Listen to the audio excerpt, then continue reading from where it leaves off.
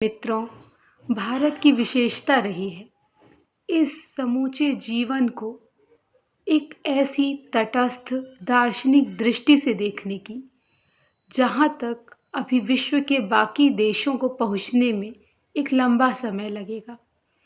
भारत में राग और विराग की साधनाएं एक साथ अनवरत रूप से चलती रहीं। जीवन को समग्र रूप से समेकित रूप से कैसे देखें और हर दिन हो रही परिवर्तनशीलता के साथ सामंजस्य कैसे बनाएं, इसे लेकर हर काल के कवियों ने अलग अलग मंतव्य दिए हैं। वे जानते हैं कि आज जिस सत्य तक हम पहुँचे हैं, निश्चित रूप से जो आगामी पीढ़ियाँ आएंगी उस सत्य में कुछ नया अपनी तरफ से कुछ ऐसा जोड़ेंगी जो अब तक हमारे लिए अनदेखा या अनसुना रह गया है। लेकिन जहाँ तक पुराने लोगों की बात करें तो वो जितना जीवन सत्य जी आए थे, उन्होंने हमें उसे लिपिबद्ध करने और काव्यबद्ध करने की चेष्टा की। जैसे पुराण ये दावा नहीं करते कि हम जो कुछ कह रहे हैं वो सब कुछ ठीक ही है। पुराण मित्ते वन साधु सर्वम। इसी तरह भक्त कवि जब जीवन की अनित्यता को देखते हुए उसे पानी केरा बुलबुला कहते हैं, असमानुष की जात, तो कोविड जैसी महामारियों में हम इसे चरितार्थ होते देख पाते हैं। इसके अतिरिक्त भी मनुष्य का जीवन दिनों दिन परिवर्तनशील है। किसी एक धारा, एक ध्रुवता से ये बंध कर नहीं रह सकता। शायद इसीलिए बड़ी सुंदर और मार्मिक लाइनें किसी ने लिखी हैं। सदा न संग सहेलियाँ, सदा न राजा देश, वे सहेलियाँ, वे मित्रताएं जो हृदयगत होती हैं, जहाँ हमारा बचपना एक तरीके से संरक्षित होता है, वो मित्रताएं जीवन पर्यंत साथ नहीं निभाती। कोई राजा कितना भी अच्छा हो या कितना भी निर्दयी या अत्याचारी हो, वो पूरा जीवन राज्य नहीं कर सकता। अगर रावण और कंस जैसे राजा हुए तो राम और युधिष्ठिर जैसे राजा भी सदैव के लिए नहीं रहे। सदा न जुग में जीवना, जीवन तो एक दिन समाप्त होना ही है। सदा न काला केश, केशों की गति भी समय के अनुसार अपना रंग परिवर्तित करती है।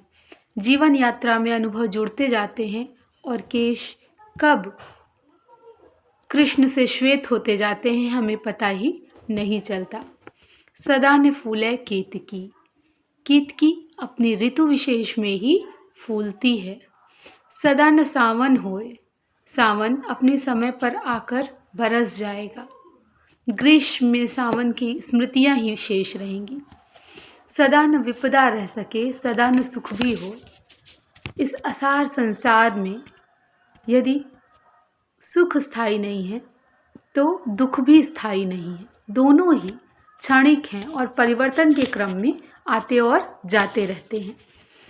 सदा न मौज बसंतरी, सदा न ग्रीष्म भाड़। सोचिए, यदि वसंत संचरणशील है तो ग्रीष्म भी आनी जानी है। सदा न जोबन थिर रहे, सदा न संपत माण। कोई व्यक्ति न तो सदैव ऐश्वर्यशाली रह सकता है और न ही सदैव अनंत अखंड यौवन का उपभोग कर सकता है। जरा और वार्धक्य मानव जीवन की सत्यताएं हैं, शाश्वत सच्चाइयां हैं। सदा न काहू की रही गल प्रियतम की बाह। जीवन साथी, ये जो हम विशेषण है वो पूरे जीवन साथ नहीं रहता। समय के एक क्रम में वो हमें मिलता है और दोनों अपनी अपनी आयु का उपभोग करके अलग अलग जाते हैं। तो ये जो सदा न काहू की रही, यदि संयोग पक्ष है प्रेम में तो उसका वियोग भी अवश्यंभावी है। ढलते ढलते ढल गई तरवर की सी छां।